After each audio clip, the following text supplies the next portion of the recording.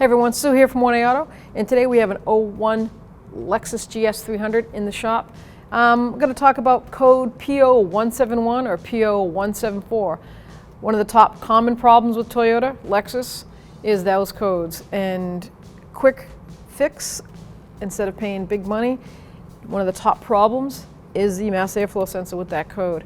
So I have a new one I'm going to put in, I'm going to show you. And I'm going to show you the old one, compare it to you, show how dirty they get and why they set the code. First, I'm going to show you the location of the mass airflow sensor, and that is always usually near the air box on the air tube that goes into the throttle body. And we have the connector right here. I'm just going to push down on that tab, pull it off. Always check for conditions of the tab. Make sure you don't have a burnt electrode, wire problem. In this case, there's nothing that discolored, looks pretty good. And the code was a code P0171. So this original factory one has mounting screws that are Phillips heads. We're going to take that off. Just by using a Phillips screwdriver, backing out on the two mounting bolts, and then just wiggle and slide it up. It has an O-ring on it. If that O-ring is torn, you want no air going in there. It will set a code. But this mass airflow sensor almost looks original. If you can look in here, there's a wire right there, and that wire picks up the reading. Look how dirty it is on this side. It almost looks like it has grease on it. So there, we're not getting the proper variables. It's not reaching in between the reading that it should be to give a good running condition. So I'm gonna put that aside, and I'm gonna grab a new one that I just ordered from 1A Auto. They're identical.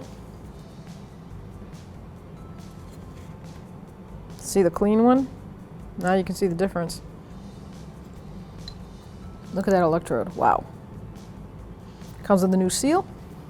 It also comes with the new mounting hardware.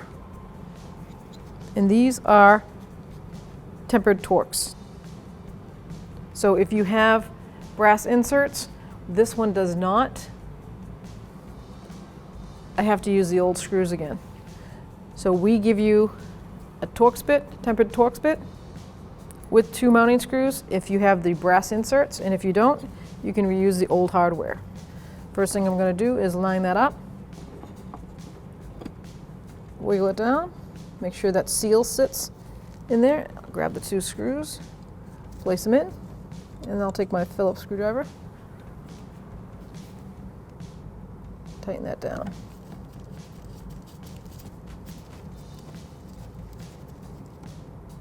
Just get them started, and then I will tighten them both down. And once again, it's plastic, so we don't need to really crank down on it, but you want it tight. You don't want any air seeping through that seal. Reconnect it. Take your little code reader from 1A Auto, clear your code, and then go for a road test. Thanks for watching. Visit 1AAuto.com for quality auto parts shipped to your door, the place for DIY auto repair. And if you enjoyed this video, please click the subscribe button.